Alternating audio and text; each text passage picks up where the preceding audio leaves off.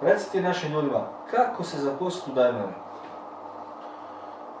Da sad ovo kad prođe, kad se sve ovo lipo stavi na svoje mjesto, kako ljudi kad dođu ovdje, kako, koji je način, koja je procedura, ti si evo recimo neko ko možda može se zaposliti u Daimlera, tako da hoćeš.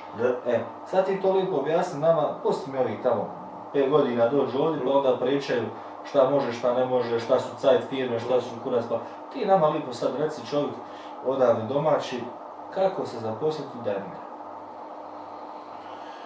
Može i Porsche, mislim. U te velike firme. Pa lipe firme, znaš.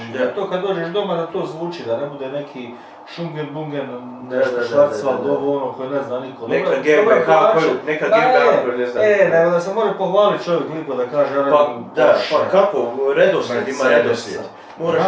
Moraš napisati molbu i ako se njima to svidi, zovu te na razgovor, ako se ne svidi, ne zovu te i tako.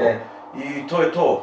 Znači, nema tu, to su molbe, to je to. Molba, brate. Ti znaš šta nas interesira? Škola, jezik, pa da, u molbi mora biti, naravno, moraš imati nešto. Da, treba nešto u molbi ubaciti, nešto. Moraš ponuditi nešto, moraš... da. Se gleda škola? Pa škola najviše. Jel? Škola najviše. Ljudi vjeruju u školu i to da je to ispravno ići u školu. Da, ocjena je škola. To ti je tu najbitnije. Šta im treba, koja škola za tako neke, baš njemačke stvari?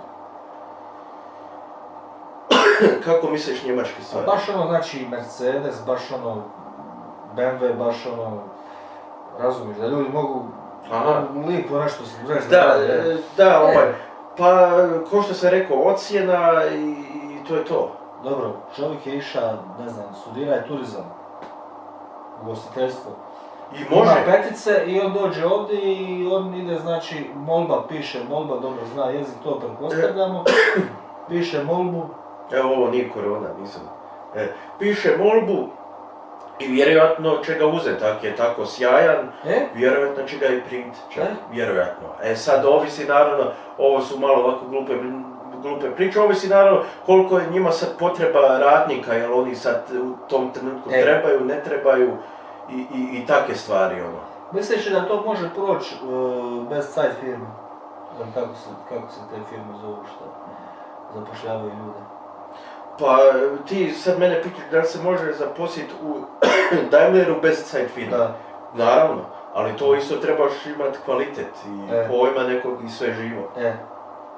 Ajmo reći, čovjek znači koji je radio 10 godina u Đuro Đaković, ima završeno visokoškolsko obrazovanje, njemački jezik, piše molbu za Daimlera, ti daješ, mislim da sad zanemarimo koronu i te gluposti, ti njemu daješ velike šanse. Da.